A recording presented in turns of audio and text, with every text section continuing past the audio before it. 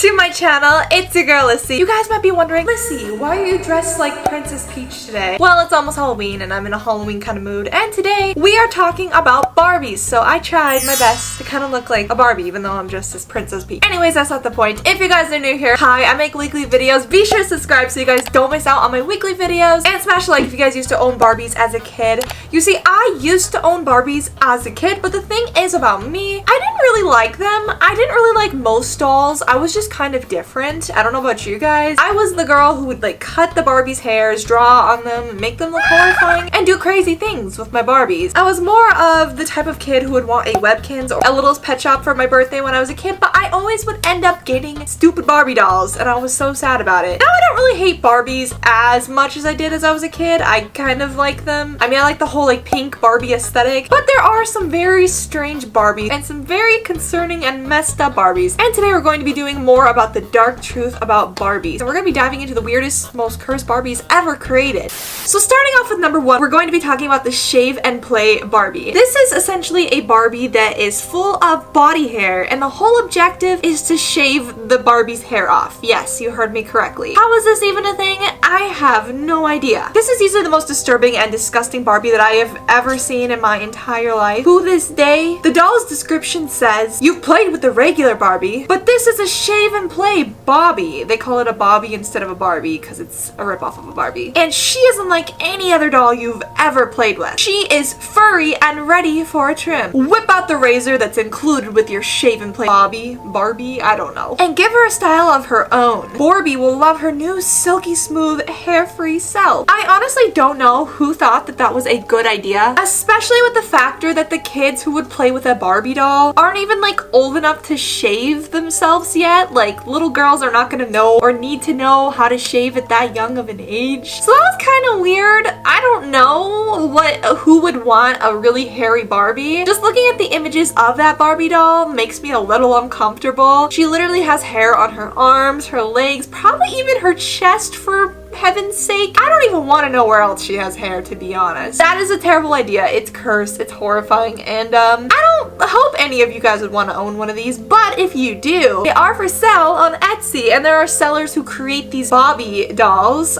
because they're not an actual Barbie, but they're a form of a ripoff of a Barbie, and it's just so disturbing to look at. So if you guys wanted to buy one, well, they're there for whoever wants one. Kind of hilarious as a gag gift though, can't deny that. It would be a funny gag gift. So the next controversial and dark Barbie we're going to be talking about is the Barbie Wash and Watch. So looking at the packaging of this Barbie, you can already see where we have a problem with this specific Barbie. A lot of the older Barbies kind of conveyed to women that they were only meant for one thing, and that thing was the kitchen. Yeah. That is so messed up and not okay. Obviously, women can do all sorts of jobs, and to this day now, they've created Barbies in all sorts of uniforms and all sorts of scenarios, but back in the day, they put a lot of the Barbies in the kitchen, and they kind of portrayed that to girls, that that's what they had to do. So in this Barbie kit, Barbie stood in her kitchen watching her dishes. And this Barbie was released in the year 1991. Gotta love Barbie, guys. So obviously a lot of parents were mad about this when they saw the release of this. A lot of women were mad about this, that they had to make a specific set targeting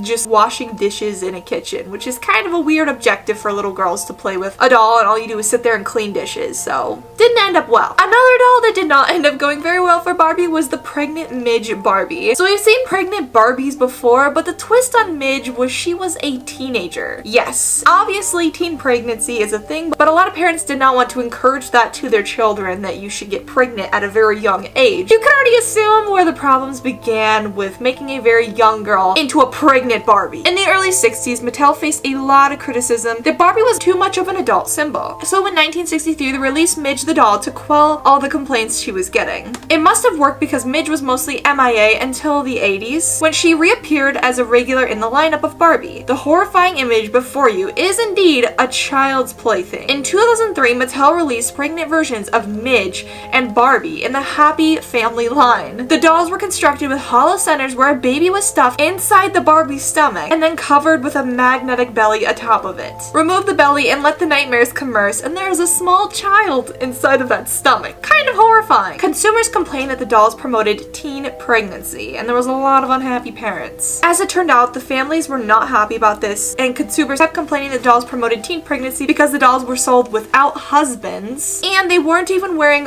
wedding rings, so they were just a single teen girl with a pregnant baby. I could see how some families at the time might have had a problem with it, since it's an underage girl who is pregnant. So the doll caused a lot of controversy and was pretty quickly pulled off the shelves of the store, and Barbie didn't end up releasing another doll like that ever again. So the next one I'm going to be covering is Swearing Barbie. This one is called Talkin' Barbie. It says, listen to me talk, record your voice, and Barbie doll repeats. We already know where this is going to head, but this doll had a lot of issues. So in September 2014, Mattel was forced to launch an investigation into a talking Barbie doll that sounded like it was screaming, "What the F?" in a very melodic way. Talina Evans, a mother from North Wales, told the Daily Mail that her daughter's talking Barbie, which was based on the web reality series Barbie's Life in the Dream House, sounded like she was saying "what the F," when she was supposed to be saying "off the hook," which is completely different wording. Evans took the doll away from her daughter and tried to return it to the store from which she had purchased it because she was so upset that the doll sounded like it was cussing and encouraging her child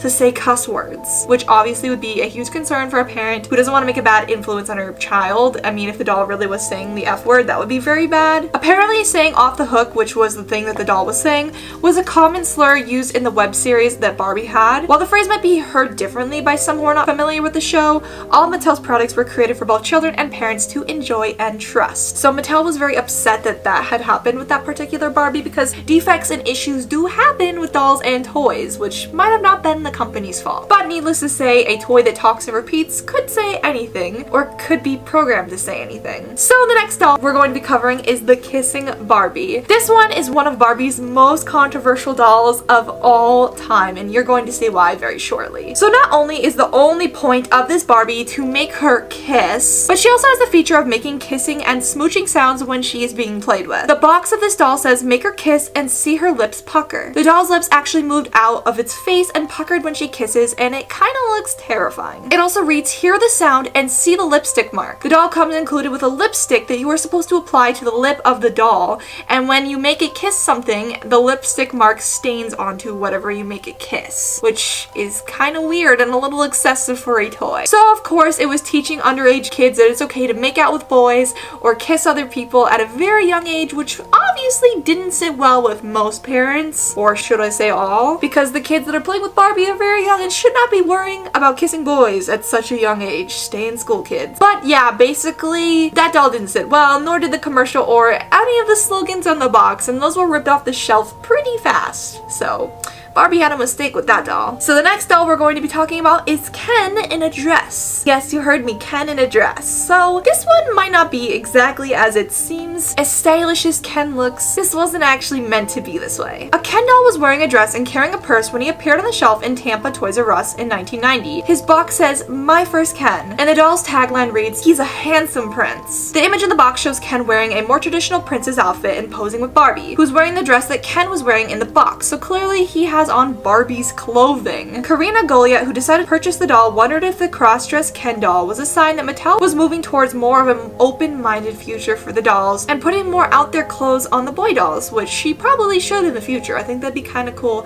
to see some out there stuff. But of course not, the doll's outfit was more merely in a store clerk's prank. When Ron Zero confessed to the higher-ups at Toys R Us that he had changed Ken's clothing one night, that clerk actually got fired for pulling a silly prank that he found to be harmless. He lost his job for putting Ken in a dress, which I think is kind of a stupid reason to lose a job. Personally, I think Ken looked pretty stylish, I'm just saying. But yeah, needless to say, Ken wasn't actually in a dress. It was just a prank. In conclusion, Barbie has had a lot of scandals, rumors, and conspiracies out there over the years, and there's a lot of very strange Barbies on the marketplace that I have covered in past videos, and they do have a lot of tea to them. Barbie has been going around for a while, and they continue to produce dolls to this day, and I find it very fascinating. Let me know in the comments down below, what do you guys think is the most controversial Barbie of all time? Anyways, guys, I hope you guys enjoyed the tea about the weirdest Barbie dolls ever made. I know you guys love these videos before, and I haven't done a video about Barbie for a very long time. I feel like it's been about a year since I've covered weird Barbies,